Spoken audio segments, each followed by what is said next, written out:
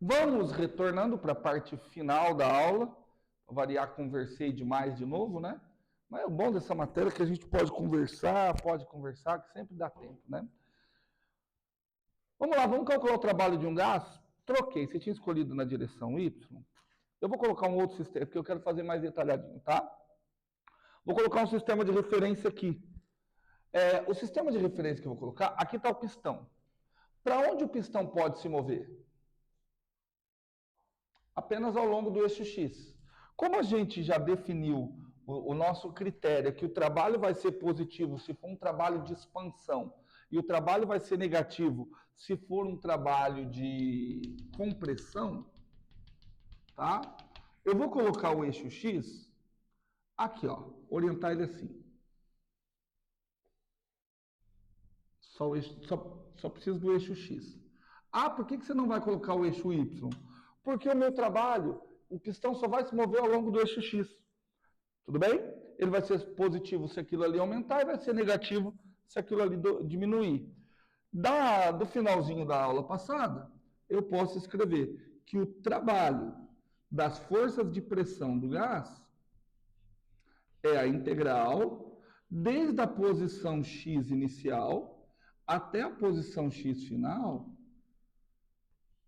da força, a qual depende de x dx. Aqui eu vou até discutir um pouquinho. Presta atenção do porquê, quando é unidimensional, não preciso da notação vetorial.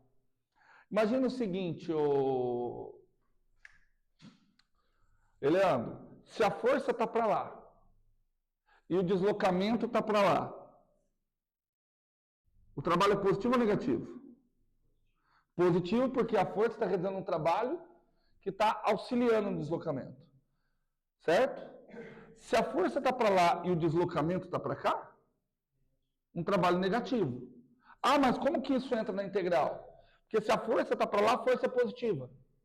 Se o deslocamento está para trás, o que está acontecendo com o deslocamento? Está negativo. Mas ele vai dar negativo, porque vai ser o x inicial vai ser menor que o final. E a hora que você fizer a integral vai dar negativo. Então, quando é unidimensional, é tudo uma maravilha. Tudo bem? Entretanto, quem é que é essa força que entra nesse cálculo? Quem é que é essa força que entra nesse cálculo? A força devido às pancadinhas que cada molécula vai dar ali. Tudo bem? E aí eu pergunto, é a força média na realidade, né? Porque cada molécula vem e dá uma pancada. Cada molécula vem e dá uma pancada ali, para empurrar. Então não dá para eu computar força por força. Como eu falei, termodinâmica trabalha com média. Então eu teria que calcular a força média. Todo mundo de acordo? Todo mundo compreende? Mas calcular essa força média como? Não dá. Então o que eu posso fazer? Eu posso optar, eu vou fazer de uma maneira diferente da dos livros, porque a dos livros todos matematicamente estão errados. Todos, tá?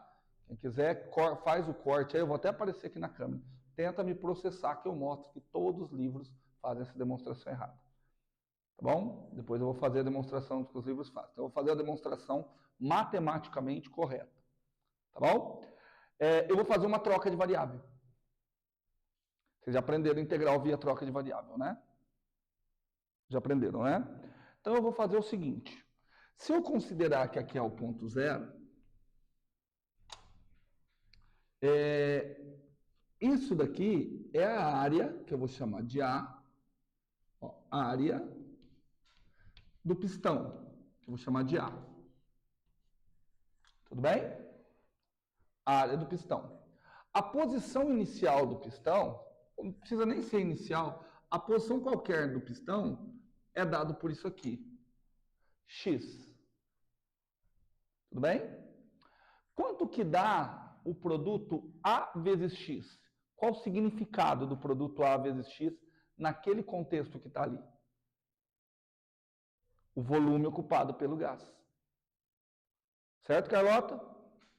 Então, você nota aí comigo que A vezes X é o volume ocupado pelo gás. Então, vamos lá, ué. Ó. Então, note que Note que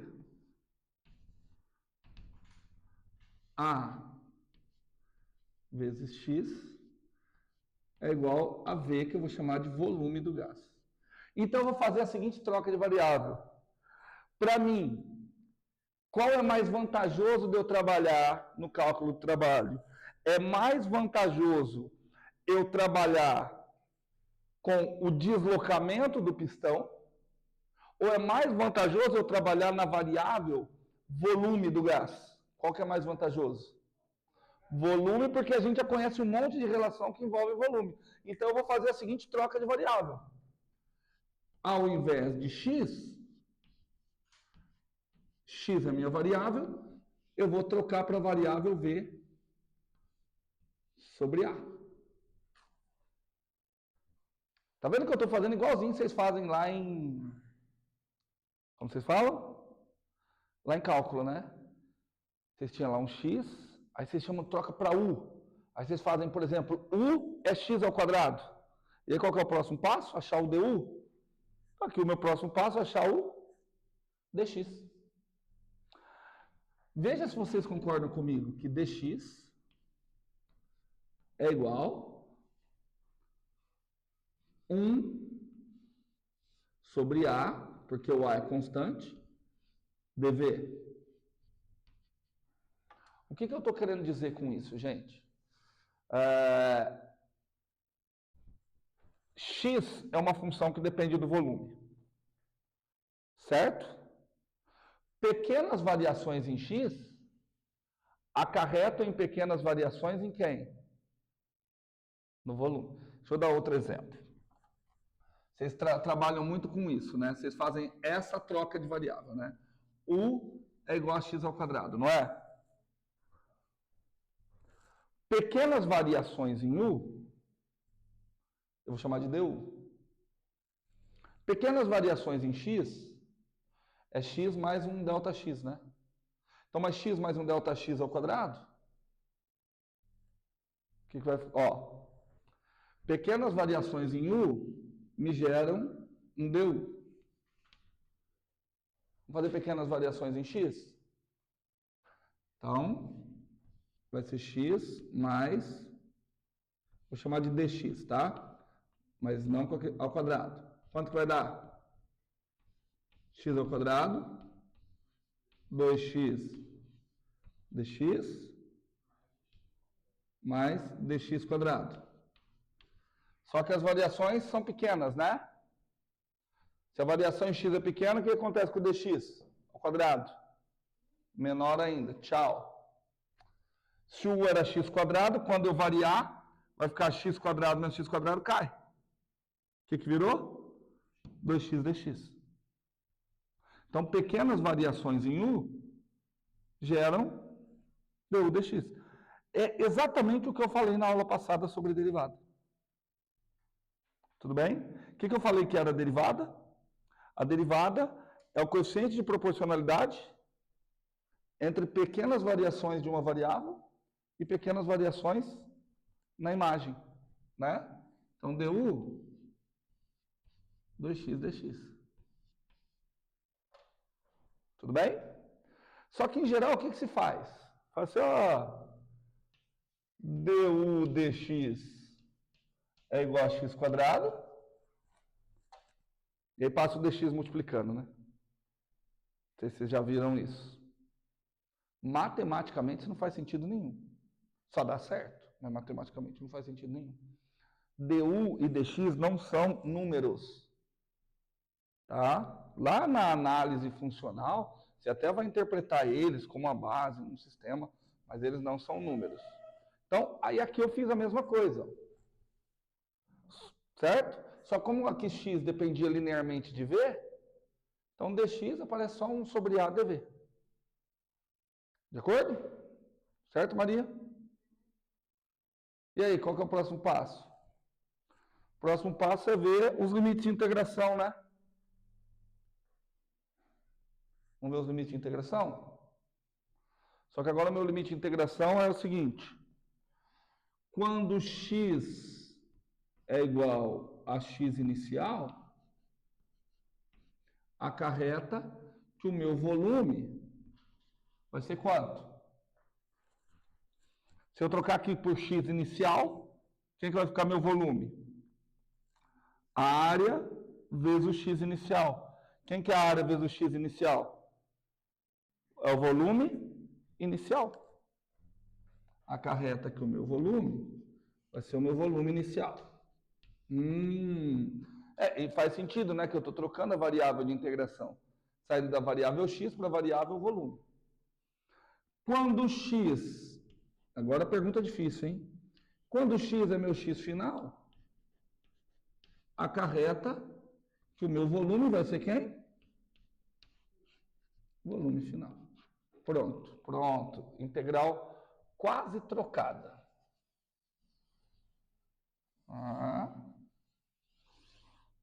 Então vamos lá. Agora eu vou dar um passo maior, hein? Então, assim, vamos lá. Olha como vai ficar bonitinho.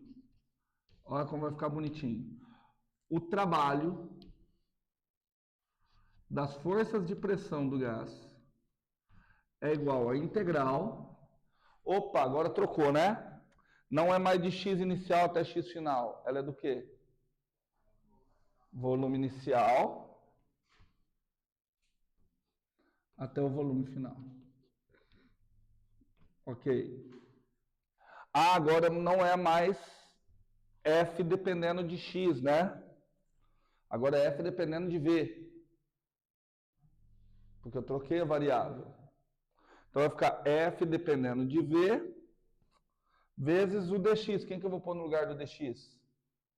1 sobre A dV. Ah, professor, mas você não colocou o F de X. Não coloquei o F. Quem que eu também não coloquei? 1 sobre A. Qual o significado de força por volume? Força por área? Força por área? Pressão. Prontinho.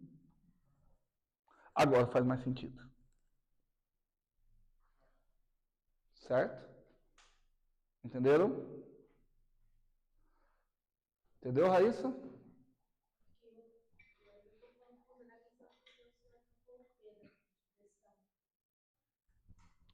Eu teria que trocar o F, né? Aqui seria o quê? Eu vou fazer o jeito errado, talvez do jeito errado você vai entender o que eu fiz que seja certo, tá bom? Vou fazer o jeito errado, que aparece nos livros. Nos livros aparece assim, ó. Integral de x inicial até x final é igual a integral de f dx, certo? Ele faz assim, ó. Eu sei que pressão é força sobre área.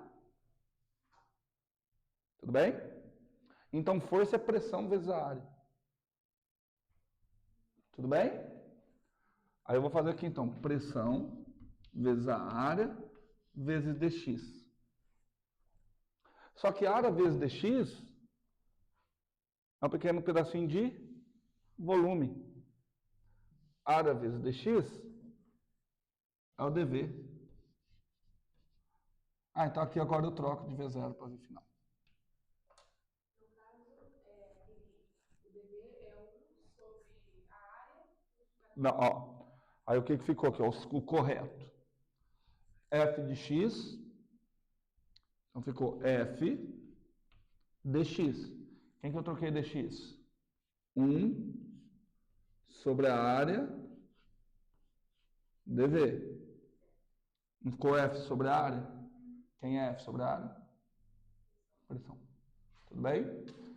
Mas eu quis mostrar a maneira que aparece nos livros ali e por que está errado. Maneira dos livros. A interpretação é até boa, mas você não opera com dx, gente. Aí você operou e trocou o sinal aqui, integração, do nada. Na realidade, vou melhorar a fala, não é que está errado. Ela não está seguindo nenhum rigor matemático. Não tem rigor matemático algum ali. Tá bom? De acordo? Perceba que para poder utilizar isso, eu tenho que saber como a pressão varia com o volume.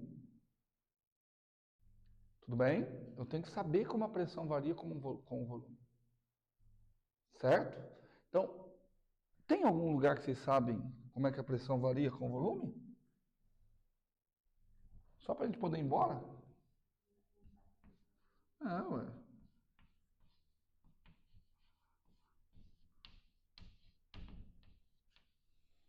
Exemplo.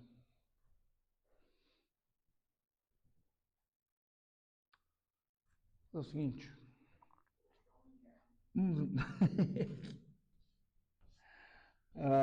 Você está pensando no dia a dia, né? Vamos pensar isso aqui, ó. Transformação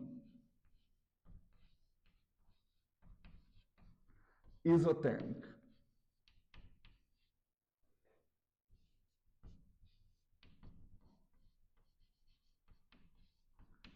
Você quer ver como é que eu já estou imaginando aqui? Me surpreendam, hein? Me surpreendam. Vou fazer uma pergunta, quero uma resposta surpreendente, mas surpreendam para bem. O que caracteriza uma transformação isotérmica? Essa parte não vai me surpreender. Agora eu prometo, hein? Quem me dá uma resposta bonitona em cima de tudo que a gente viu até agora, não faz a segunda prova, é 10 na segunda prova.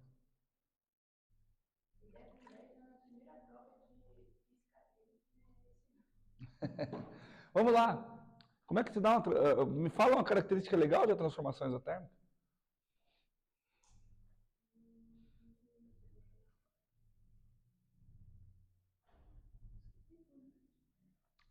Vou tentar ajudá-los. O que acontece com a energia interna na transformação isotérmica de um gás ideal? A energia interna só depende do quê? Se a energia interna se mantém constante,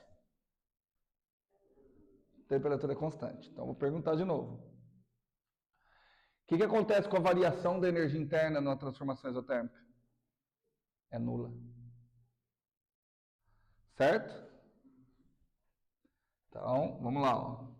Variação da energia interna na transformação isotérmica é nula. Outra consequência.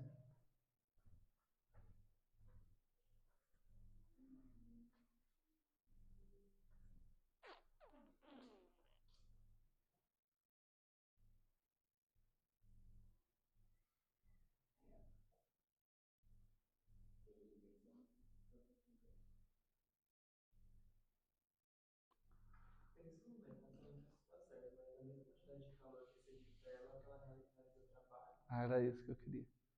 E aí agora eu vi que eu coloquei a equação errada para vocês. Quer dizer, não está errado. A equação no modo que eu coloquei para vocês, ela está no modo da química. A hora que eu coloquei lá na primeira vez. Eu vi que estava fácil demais. Tá? Se a transformação é isotérmica e não tem variação de energia interna, quer dizer que todo o calor fornecido para o corpo, ele vai fazer o quê? Vai se transformar em trabalho. Certo? E aí, assim, na maneira que eu escrevi lá, vou até corrigir, o que eu escrevi, Q mais W é igual a variação da energia interna, né? Da maneira que eu escrevi errado. Realmente eu escrevi errado. Porque, quer dizer, está errado do ponto de vista físico, tá? Do ponto de vista químico está certo. Porque eu escrevi daquela forma e falei a conversão de sinal errado. Para eu escrever com essa conversão de sinal, eu estou considerando tudo isso como externo. Tá? Quando eu escrevo nessa forma aqui, eu estou considerando tudo isso. Isso agente externo, isso agente externo. E aí o trabalho de um agente externo é positivo quando é compressão. Tudo bem? Porque aí trabalha energia pro gás. Então, para a física, vou até falar um pouquinho. O que nós estamos considerando? Que quando o trabalho é realizado pelo gás, Quando o trabalho é realizado pelo gás, esse trabalho é o quê? Positivo ou negativo? Positivo. Acompanha comigo. Nossa consideração. Quando o trabalho é realizado pelo gás, estou falando que o trabalho é positivo. Quer dizer que o gás está ganhando ou perdendo energia? Perdendo. Quer dizer que essa energia não está sendo utilizada para energia interna. Certo? Então não faz sentido esse mais. Concorda? Porque se eu estou falando que o trabalho é positivo e o gás está perdendo energia, qual sinal faz sentido aqui? Faz sentido menos. Física. Tudo bem? Tudo bem? E aí aqui eu estou considerando que aqui é agente externo e aqui é trabalho realizado por quem? Pelo gás. Trabalho das forças de pressão do gás. Na química, a diferença é isso aqui, ó. Ó, trabalho gás, trabalho externo, fica meio mais fácil. Delta U. Na química é isso. Porque aí na química eu adoto a seguinte conversão. Trabalho de compressão, positivo. Mas quem é que realiza o trabalho de compressão? Força externa. Então estou transferindo energia para o gás. Por isso, na química a notação é essa, porque aí eu vou considerar que todo esse lado é devido a agentes externos. Vocês podem ver claramente, juntando as duas, aguenta aí, Maria, que o trabalho de um gás, ele é o oposto do trabalho dos agentes externos. Eu cometi essa falha lá na primeira aula, da maneira que eu apresentei. Talvez aí eu mexi na cabecinha da Raíssa também, a hora que ela falou de externo a externo, interno. O que você ia perguntar?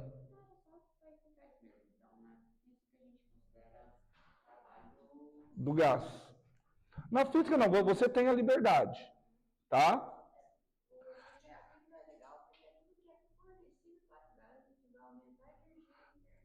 Num trabalho de compressão.